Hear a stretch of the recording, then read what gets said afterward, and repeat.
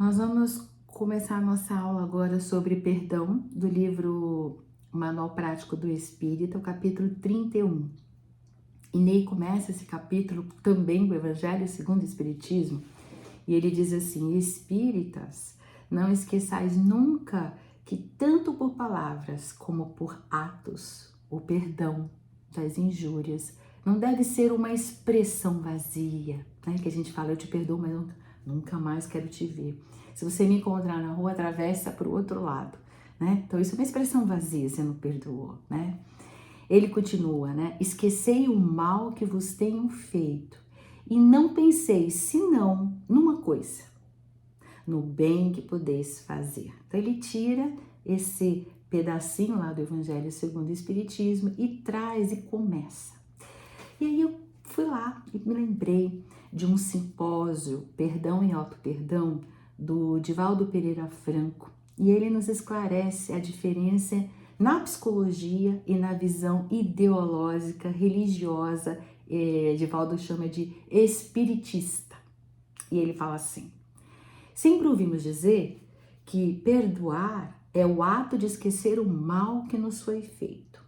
É uma visão ideológica religiosa. Porém, do ponto de vista psicológico, o perdão é a atitude de não devolução do mal que alguém nos fez. Ou seja, é como ensina Jesus, né? Fazer ao próximo o que deseja que o próximo te faça. E aí continua Divaldo, né? Perdoar é não conservar a ideia perturbadora, né? Hamed diz que é a monoideia, né? Ou seja, não recapitular o momento infeliz, ficar lembrando e falando e contando aquela situação, né? E ele nos ensina que perdoar, o Divaldo, é dar direito de cada um ser como quer, como é, e conceder-nos o direito de sermos como estamos. Observe a palavra, o verbo estamos, ou seja, é temporário, né? E aí ele continua: se o próximo é assim, áspero, rude, injusto, inclusive o Ney no livro, ele nos aconselha, nos dá 9 conselhos, 9 exercícios para a gente experimentar como a gente pode evitar, né, ter inimizades, conflitos e guerras, né, que é o não perdão, acaba gerando tudo isso. Voltando lá. Então, Givaldo, né, falando, se o próximo é assim, áspero, rude, injusto, não iremos mudá-lo. Ele tem razão, porque cada um muda a si mesmo, ninguém muda ninguém, né? Mas, porém, contudo, entretanto, diz Givaldo, se eu estou assim, eu tenho o dever de me modificar para melhor. Então, todos nós estamos desejando ser felizes. E aí a gente já tem o entendimento necessário para a nossa autotransformação. Por isso que lá, aquele trechinho que Ney começa, né, do Evangelho segundo o Espiritismo, que quem falou aquilo lá foi o Simeão Bordeaux, em 1862, tá? E esse trechinho que o Ney tira, que começa, é lá do Evangelho segundo o Espiritismo, no capítulo 10, o item 4, tá? Ele nos instrui exatamente isso. Esqueceu o mal que vos tenho feito e não penseis senão numa coisa, no bem que pode fazer. Ou seja, sair da monoideia, né? Daquele círculo pensante que faz você não olhar mais nada, não ver mais nada, só pensar naquilo, né? E pensar só, única e somente no bem que eu posso fazer, né? E aí eu conto uma historiazinha, que é muito, já devo ter contado algumas vezes aí, mas ela vai ao encontro do que nós precisamos refletir. A história do jornaleiro. Ele tinha ido visitar o moço, o seu amigo, em São Paulo, na capital, para entender que ele era do interior, né? E aí ele sai de manhã cedinho, eu acredito que deve ser nesses bairros, né, que hoje em dia não tem mais jornaleiros. Antigamente tinha um jornaleiro em cada esquina, né? Eles foram na padaria para comprar pão. E aí aproveitaram, passaram no jornaleiro. Um amigo dele falou bom dia, pediu por favor o jornal, entregou o dinheiro na mão. E o jornaleiro ríspido, não disse bom dia, tacou o jornal e tacou o troco. E não falou mais nada. E aí os dois continuaram andando e o amigo ficou injuriado, né? Falou assim, meu Deus do céu, tem um jornaleiro em cada esquina. Por que que você insiste em ir nesse mesmo jornaleiro? Você só vai nele? Aí a resposta dele foi interessante, que serve para o nosso entendimento, né? Eu não quero que aquele jornaleiro ou qualquer outra pessoa decidam por mim quem eu devo ser ou como eu devo agir. Esse homem resolveu ser o agente da sua vida e não reagente. Ser feliz, gente, faz parte da nossa vida sim, da nossa história. E vai se perpetuar essa felicidade tanto quanto nós permitimos. Basta que a gente recuse qualquer convite que nos faça para deixarmos de ser felizes. Perdão, gente, é nos tornar agente da nossa própria vida, né? Então, tem até a primeira cartinha de Pedro, no capítulo 3, versículo 9, ele nos orienta. Não pagues o mal com o mal, nem ofensa com ofensa. Antes, pelo contrário, bem dizendo, pois para isto mesmo nós fomos chamados. Pedro aconselha para que nós fôssemos reconhecidos pelo padrão de Cristo. Nós fomos chamados para engrossar as suas fileiras.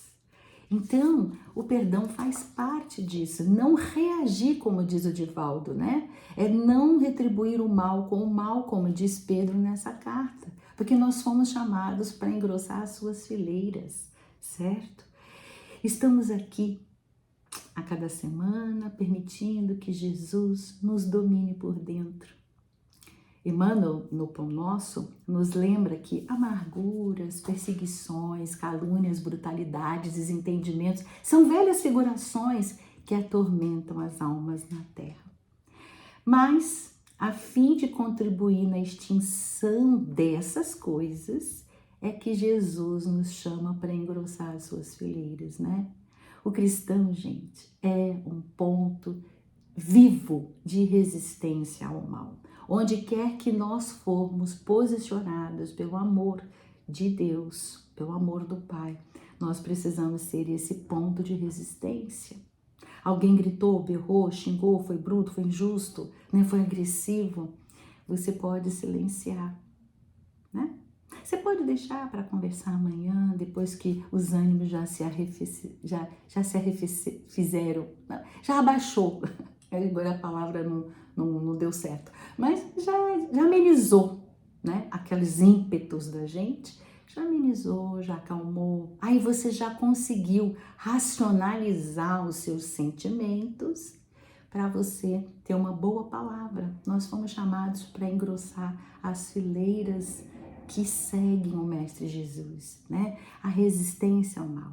E aí, Divaldo traz um pensamento muito interessante nesse simpósio aí de perdão, auto-perdão. Não lhe devolver o mal depende de mim. Esquecer depende da minha memória. Quantas coisas nós queríamos esquecer e simplesmente não esquecemos? Faz uma pergunta aí. Eu não quero mais saber quanto é 3 vezes 3. Agora eu vou esquecer. Você consegue? Não. Por quê? Porque, como diz ele, né? Nós temos impresso nas nossas células que são específicas do nosso comportamento cerebral. Ou ainda, está lá nos painéis profundos da nossa alma, no perispírito, nós sabemos, né? Está gravado ali, então não dá para esquecer simplesmente. Então, esquecer ali no primeiro momento é difícil, né? Porque nós somos seres emocionais. Não devolver é um trabalho nosso. Isso nós podemos fazer. E a verdade é que, à medida que vai passando o tempo, a ofensa ela vai perdendo aquele significado, né? O tempo dilui. Tenta contar uma coisa com detalhes que aconteceu há muito tempo. E às vezes, é engraçado, né? Às vezes a gente esquece até o motivo real. Outro dia eu estava querendo contar para minha mãe por que eu briguei com meu filho, que nós ficamos de mal um com o outro. E eu não me lembrava mais por que exatamente era. Você vê, o tempo passa e a gente esquece até o motivo real. Eu sei que tem coisas que é muito difícil, né? uma pessoa fala mal, agressivo com a gente, é mais fácil. Tem certas coisas que é muito complicado, né? Mas é isso, o lado sombrio, ele não existe para ser eliminado, para sim ser transformado, né? Por isso que no livro Berço de Luz, Vinícius fala uma frase que eu peguei, é um romance muito interessante, mas essa frase me tocou e eu guardei ela comigo. Alguns sentimentos precisam ser racionalizados para que não ganhem vida própria e torne mais um motivo de sofrimento, né? Tem um livrinho que os psicossomatistas, tem médicos psicossomatistas, tem psicólogos psicossomatistas, né, que estudam o psicólogo Michael Odu. E é um livro chamado Diga-me onde dói e eu te direi por quê. É muito interessante porque ele relata sobre doenças provindas do desequilíbrio das emoções e dos sentimentos. E é assim que nós, né, médicos psicossomatistas, olhamos e conversamos numa anamnese com o paciente e a gente observa o que ele diz, mas às vezes o que ele pensa dele mesmo ou o que ele está falando sobre ele não é a pura verdade. Porque os sintomas, eles denunciam quem nós somos. E isso ajuda para os médicos homeopatas, né, a até buscar um medicamento mais parecido com aquela pessoa, porque a homeopatia é isso, né? Então, a própria psicossomática contando pra gente quem a pessoa realmente é através dos sintomas. Não é maldade, é que às vezes a pessoa, ela pensa que ela é assim, ela tem esse entendimento, né? E por isso que é importante, né, a psicossomática atuando, né, ajudando nesse aspecto para os médicos, para os psicólogos, né? E a falta de perdão, ela atua às vezes nos males do sistema respiratório. Ela nos fala da nossa dificuldade para nos proteger perante um mundo exterior. Então a gente tem aquela dificuldade de se adaptar às agressões que nós estamos fazendo, às vezes agressões reais, né? Um grito, uma coisa que falou, que agiu, bateu, né? Reações reais, mas também as imaginárias, e essa que é a pior, tá? As imaginárias são aquelas que nós criamos com as nossas interpretações equivocadas. A gente encontra na rua a pessoa não nos deu bom dia, a gente já cria um drama, nossa, como é antipática, tá vendo? Lá, né, onde a gente se conversa na nossa religião, lá naquele local, né, na Seara Bendita, é tão simpática e agora aqui, né, finge que nem conhece a gente, nem fala a gente. Às vezes a pessoa tá sem óculos, sem lente, ou tá lá, né, pensando num problema, numa situação, e a gente já cria, já fica magoado, já fica com melindre, com raiva. Percebe? Essas agressões internas é que são as piores, né? Como a história, lembra da história? Perdoar e se proteger das agressões que fazemos a nós mesmos. As mágoas, os melindres, as raivas, os ressentimentos. Afinal, gente, vocês já ouviram essa frase? Eu nunca sei de quem é. O que importa não é o que o mundo nos apresenta, mas sim o que nós fazemos com o que o mundo nos apresentou. Então, é tornar a gente da própria vida e não reagente, né? E os males respiratórios significa que nós não conseguimos ou não queremos fechar feridas na nossa vida.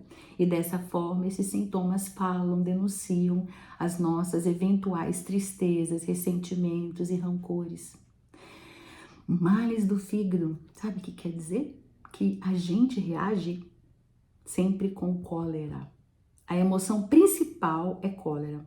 Mesmo que a cara seja de paisagem, mesmo que a gente faça aquela cara de não tô nem aí, mas por dentro tem cólera. E isso cria problema no fígado. Desde uma inflamação, uma infecção, cálculo e câncer, né?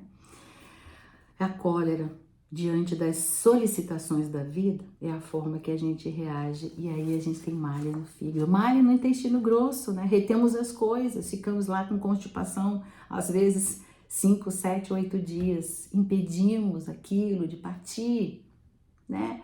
Exemplo, um amor que acabou faz tempo, raiva de um irmão, mágoa do pai porque humilhou, ou assim, ou assado, ou coisas piores, mas a gente não deixa partir, né? E aí fica, bexiga, a má água, né? Então a gente tem infecções urinárias repetitivas, a má água que a gente não deixou ir. Acidez, cólera recolhida, guardada. E a dificuldade de cicatrização, a gente não quer esquecer as más experiências. Então a gente não cria novos significados para aquilo que a gente passou, consequentemente a gente sofre, viu? Essas são só algumas, tem muitas outras, né? Só para a gente lembrar que nós é que agredimos a nós mesmos quando nós não perdoamos. Monoideias é nos alimentar com as emoções alheias, diz o Hamed, né? Rechear nossa mente, então, gente, com outros pensamentos. Não permitir que esses pensamentos tomem conta, esses ruins, né? Tomem conta da nossa mente. Porque agindo na mente, aí a gente começa a sentir aquilo que a gente está pensando. E aí, quando a gente vê, a gente já está falando e agindo, né? O nosso destino depende, gente, dos nossos pensamentos, né? A origem de todo bem é, por sua vez, a origem de todo mal. É do pensamento, né? Joana de Ângeles diz assim, Joana de Ângeles, que era a mentora de Divaldo, o perdão é sempre melhor para quem perdoa. O perdão libera o ofendido dos laços mentais que mantinha com o ofensor. E Divaldo fala de uma maneira brincalhona, muito interessante. Ele diz, olha, você que é a vítima, você está num lado bom. Ele que é o algoz é que está no lado ruim, né? Bom, gente, para terminar, né? A gente não ignorou mais. Humberto Roden diz assim no livro Caminho da Felicidade: o homem é senhor e soberano de tudo que ele sabe, mas é escravo de tudo que ignora. E agora a gente não pode mais dizer que ignora, né? Estamos então todos vencendo os obstáculos nos caminhos evolutivos, todos nós e aqueles outros que caminham conosco. Então vamos entrelaçar as nossas mãos nas mãos do Cristo e vamos permitir que Ele se manifeste através de nós usando o perdão. Abraços fraternos.